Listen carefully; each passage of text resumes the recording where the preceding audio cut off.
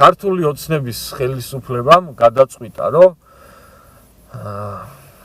კანონმდებლობაში შეიტანოს ცვლილებები და აი ეს დეზინფორმაციის გავრცელება და აი ამ სიძულვილის გაღვივება საზოგადოებაში რომ დასრულდეს ერთხელ და სამუდამოდ და გაკონტროლდეს. ეს აქამდე უნდა გაეკეთებინათ და არ უნდა მიეცათ საშუალება TV პირველისთვის, ფორმულასთვის და მთავარი არხისთვის და მაგათი ჟურნალისტებისთვის არ უნდა მიეცათ იმისი საშუალება, რომ საზოგადოება აი ამ წლების განმავლობაში განზრახ მიზან მიმართულად შეეყვანა შეცდომაში და რომ საზოგადოების ფსიქიკა შეერყიათ პირდაპირი გაგებით. ნოდარ მელაძე არის ადამიანი, რომელიც ყველაფრის მკადრებელი ტიპია და რომელიც ყველაფერზე ხელის მომწერი ადამიანია და ნოდარ მელაძეს არა მხოლოდ ჟურნალისტური საქმიანობა უნდა ეკრძალებოდეს, არამედ ნოდარ მელაძე უნდა გასამართლდეს და უნდა წავიდეს და ჩაჯდეს ციხეში და ციხეშიც მელაძის ადგილი არის ქათმებში. ქათმებში უნდა იჯდეს მელაძე და ის რაღაც გადაცემები არ უნდა მიყავდეს მაგას. ეგ არის ამ ქვეყნის სირცხვილი, რომ ნოდარ მელაძეს ჟურნალისტი ქვია და საათები დგას და საათობით ადამიანებს აბოლებს.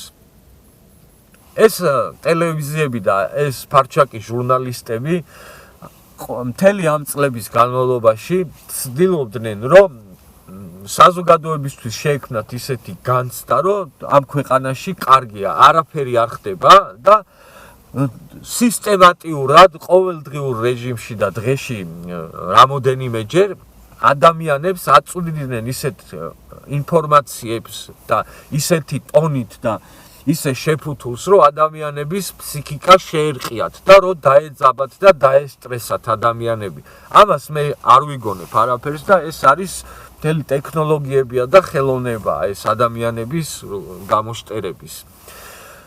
აი გადაცემების დაწყებიდან, აი ჯერ რა მუსიკაც უდევს ფონად, აი მაგედან დაწყებული და რა ვიცი, ბოლო დამშვიდობებამდე დამთავრებული ყველაფერი მიზანმიმართულად ისე არის გაწერილი და დამუშავებული და დავალებული მელაძეზე, რომ ყველაფერი ეგ ემსახურება ადამიანების ფსიქიკის შერყევას, რომ საზოგადოება მუდმივად სტრესში და დაძაბულ მდგომარეობაში ყოფილიყო. და გარკვეულწილად მოახერხეს ეს და ჩვენი საზოგადოების გარკვეული ნაწილი დაღუპეს იმ გაგებით, რომ ამ ადამიანებს წმინები ისე გამოუგრეცხეს, რომ ფაქტებზე ათქმევინეს უარი და აღქმები შეტენეს ფაქტების ნაცვლად. ანუ რაღაც ვიღაცეების გვარამიას და მელაძის აღქმები აღიარებინეს ადამიანებს და ფაქტები რაც არის, ფაქტებზე უარი ათქმევინეს. აი ეგ მოახერხეს და მაგას ემსახურება მაგათი საქმიანობა. მაგათი საქმიანობა არის პირდაპირ ამ ქვეყნის მომავლისთვის დამაზიანებელი და ამ ქვეყნისთვის ძირ გამომთხრელი საქმიანობა. ჯერ ხო ადამიანებს გარდაცვალება არ შეარგეს, ხო?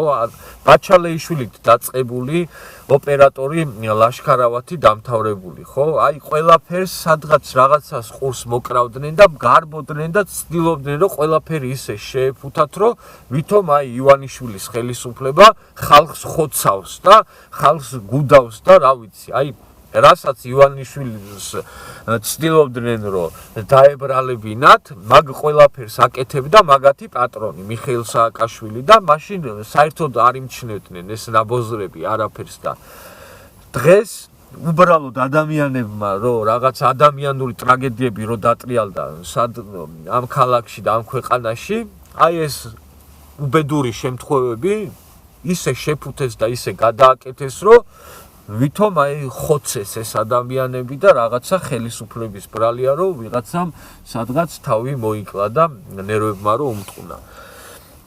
სწორედ მაგიტომ ვაგინებ ამ ტელევიზიებს და მაგიტომ ვიძახი, რომ ეგენი არიან ქვეყნის მტრები და არასწორი ადამიანები და არ შეიძლება დიდხანს გაგრძელდეს ამ ადამიანების და ამ ტელევიზიების მტრული საქმიანობა. ამას უნდა კონდეს დასასრული და კიდევ ერთი. აი მაგათ მაყურებელს მიმართავდი და იმ ადამიანებს, ვისაც მაგათის ჯერა. უბრალოდ თქვენ თავში დაფიქრდით იმაზე. მთელი ამ წლების განმავლობაში, რასაც გადმოსცემენ ეს ტელევიზიები, აი იქიდან 1% მაინც რომ მართალი ყოფილიყო, უბრალოდ ვერ იარსებებდა ეს ქვეყანა. შანსი არ არის. აქამდე, რა ვიცი, ვიქნებოდით განგრეული, დაშლილი და განადგურებული. აი ამ წლების განმავლობაში რა ბოდუებშიც იყვნენ იქიდან რომ 1% მაინც მართალი ყოფილიყო, დღეს საქართველოს აღარ იარსებებდა და აი ამაზე უნდა დაფიქრდეთ. ის ადამიანები, ვისაც ამ ტელევიზიების სჯერა. და ძალიან კარგი რომ მართალია გვიან, მაგრამ ხელისუფლებამ მაინც გადაწყვიტა, რომ დაასრულოს ამ ქვეყანაში ამ ნაბოზრების მტრული საქმიანობა.